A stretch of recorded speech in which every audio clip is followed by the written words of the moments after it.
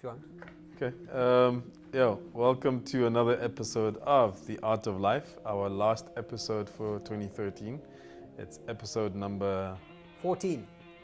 Yeah, well, he says 14. We'll see what happens when we actually go live. Quite confident about that, but I Maybe, can't yeah. say that anyway. Yeah. Cool. So we talking Audi. Audi's brought out a new A3 sedan. So everybody's known the A3 is like what used to be their mini hatch, then became their grown-up hatch because the A1 came. Now they brought out a sedan of the A3 and drove it recently. Very cool car. I mean, frankly, not much to report in terms of it's an Audi, it's well made, it drives well, it's got a cool engine, it comes in manual and automatic. What's more interesting about it is it's more just the placement of the car. It's kind of competing with the Mercedes CLA, which is Mercedes, obviously also their sort of mini sedan kind of thing. Because that was going to be my question: is in terms of the market, where does it's an interesting one because it sits down below the A4 and above the A1, the A3 even, because it's a sedan. And frankly, that's the only quizzical thing about it is the pricing point is about 340,000. The 1.8 is around 340,000 mark. And for about, I think it was like 20 grand more, you can get the A4 1.8. Where is it in relation to the BM 4 Series? No, the 4 Series is a coupe. This is a sedan, so it's quite a different car. Shows you how much I know about cars, but let's go. No, listen, and like I'm asking all the questions so you can give the answers for the viewers. And that's why actually it's not a stupid question because if someone will come to me and say, should I get a 4 Series or should I get an A3 sedan? And I'm not going to laugh at them being an idiot. They're two different cars because they are two different cars, but actually they're a similar market. They go for a similar demographic. What I like about the A3 is that it's really, really practical. It's got a very decent sized boots. Obviously, it's got 4 doors. It's pretty fuel economic. It's a cool car. I mean, like I say, the only thing about it is maybe the design's not that lacquer. It looks like all the other ones, and it's a bit. You're driving along, and nobody actually knows you're driving an A3 versus an A4 because they look similar. But yeah, listen, cool car, and listen, the car manufacturers are just going to be bringing out cars. I think that they're also kind of filling a bit of space before they can bring out the next A4, which I think is 2015. So, look, I'm an Audi fan, so it will be interesting. So not selling you on that. While on cars, there's also the new Mini Coopers coming as well, which is also quite. It's been announced as a 1.5 litre engine. There's the Cooper S, which is 142 kilowatts, which is pretty monster. But it looks very much the same as before. You know, they really can't mess with the Mini Cooper. They can't start messing around with the go-kart vibe of it. They can't. What they have changed, the big changes on the inside. They've changed the console. It's no longer sort of in the middle. That's what we've all become familiar with and gone like, oh cool, but it's in the middle. It's no longer. It's now right in front of the driver. What are preppy hipsters going to do? Mini. Moving on. Yes, that was kind of cool. I got this thing. It's a pocket mini DJ mixer. I mean, as you can see, I got this as a gift, which is why it has the Adidas branding, but it's done out of Germany. It's like a boutique, I don't know, it's like some small boutique agency that does it. It sells online for about $100.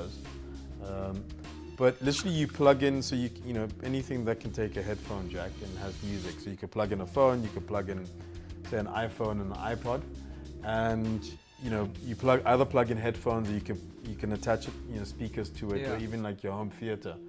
And then create your little mixes out of it. It's not going to be like major DJ quality, but it's a cool little toy. Like I've been messing around with it a little bit, and it's been fun. And there's a trend towards like DJ equipment that's getting smaller, more compact. And you were saying earlier about the DJ apps. Yeah, I mean, like there's on iOS it's called DJAY, and I know Tractor also has one. Where where you can actually, with DJ you can actually record your mixes. So you can load your music on there and create these kind of mixes and playlists and actually record them and pop them out to people and stuff. So don't be surprised if you see my DJ debut happen soon. This is kind of like last week we were speaking about the smartphone. See what I did there? Smart. Last week we were talking about the smartphone, how it's become incredibly easy to be an amazing photographer by just taking a picture, pushing a button, going, oh, I've edited it, and off it goes. Similar concept here. Now all your music is also sitting on there as well. Exactly. So it's kind of like saying, like, all these DJs who've grafted their arse off gigging for years and years in clubs, you wasted your time because now others are just coming with this stuff and sort of making. I mean, that's the argument that all these people have about like Skrillex and Hardwell and these dudes. I mean, DJ Yoda had a lot to say about Hardwell. about like these dudes who come up with like min talent. They've just got these cool gadgets and they've got the softwares doing all the mixing for them. Look, I'm a big believer in putting the work and working in the craft, and I think something like this is very cool to start off. Like if you want to get to that space. To find out if it's for you. Are you a DJ? So for me, what these things do is also it just makes the space a bit more accessible in terms of learning kind of the tools of the trade. I do believe that if you're going to be a DJ and you want to go out and charge exorbitant amounts of money, I expect you to at least practice and put in some work. Exactly. And earn your keep. Well, listen, I actually interviewed That's what I personally. So I interviewed Rehab, and I asked him that question about what does he think about DJs, and he just was like, anybody who makes good mixes is a good DJ. And that was it. And I'm like, cool, bro. I don't know. Like, I'm not really into the DJ world, so let's move on before. And on to pooping now. Yeah. So I've got cool. Like, I don't know where you find these things. I don't know what you do in your spare time. But yeah, let's hear the pooping. Next level, right? So these are very lifestyle products. Away from the tech. This is pure 100% lifestyle. It's a product called Poo-pourri, which is immediately you can kind of guess what it does. But it's not what you would think. What it is, it's a spray. Quite cheap spray. It's like $150 you can get it off their website. It's a spray that the idea really is for women to kind of carry it around in their purses. But you can why women? Because it's kind of branded that way. It looks very female, and it's also like men aren't going to carry it in their pockets kind of thing. But that being said, it can sit on a man's toilet. And the idea is that you spray it into the bowl before you take a dump. And the concept is that it creates like a film of oil or like nice smelling oil on the toilets. Then as you like drop your load, the splash creates like a cool smell. So when you leave the toilet, everybody outside waiting to use the toilet thinks that your poo smells like poo-pourri. Magical. Well, I'll stick. There's a very cool. There's a brilliant advert that kind of explains, because in the advert they actually talk about how this is actually a real product, because there was a lot of like, bro, that's not true. This is a real product. I've been in touch with the people. They sent me pictures and all that stuff. It'd be great for, like any public toilet. But that'll go in 1 minute. It'll be stolen. And some also will think it's an aftershave or something. But I'll stick in the description. We'll stick the link to the advert so you can check that out. Cool. The other one you have to check out is called the Invisible Bicycle Helmet. And now immediately you're thinking, what the hell is an invisible bicycle helmet? I'll stick the link to this short advert as well, telling you all about it, because they really tease you a bit in it. But essentially what it was, these two Swedish women had this idea for a bicycle helmet. Everybody sort of laughed at them. They raised like $10 million. I don't know if it was through Kickstarter or what, but they raised $10 million and they made this thing. Essentially what it is, it's like a collar. If you imagine like when you get whiplash and you put a collar on, but it looks a bit better than that. It's a collar that the bicycle person rides with. And as soon as someone on the N1 takes them out, the collar has sensors in it. And as soon as the sensors detect any sort of change in movement or whatever, a huge kind of cushion airbag in the shape of a helmet flies up around their head and it protects them and saves them.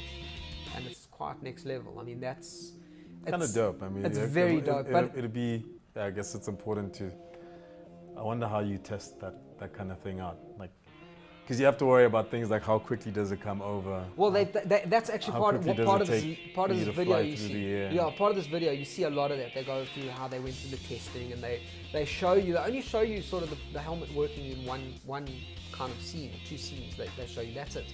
Then the video ends. But they show you. They went through all the testing. The only thing about it is that it is very expensive. I mean, I worked it out. Basically, it's about $4,500 for the helmet. But that being said, is anybody who rides a bicycle, but if you do ride a bicycle, you know that you very seldom actually use your helmet. The helmet is there to brake when you fall off the bike or when the taxi takes you out. That's all. Finished. Well, that's my rant against bicycle people. This is our last episode for the year. We will get better with this as we go. Yeah, we'll see you. We will start bringing in like new stuff. Yeah. It's going to be interesting. I mean, I think in the new year, the CES, unfortunately not going. Yeah. But yeah, I mean, look, the new year always starts, I think, from a tech perspective with a lot of exciting stuff. The CES and then Mobile World Congress in March and stuff. So and I'm sure obviously as the Xbox One comes out, I'm sure that we will do a bit of a report on that, because that's pretty cool. The iPad Air is also just coming out. Yes, yeah. The PlayStation, what's it? PS4. Yeah, PS4 is also Kojo's not the gaming guy, guys. Hey, I got kids, yo. When you have kids, you don't get time there's no at the time console. to game. Right.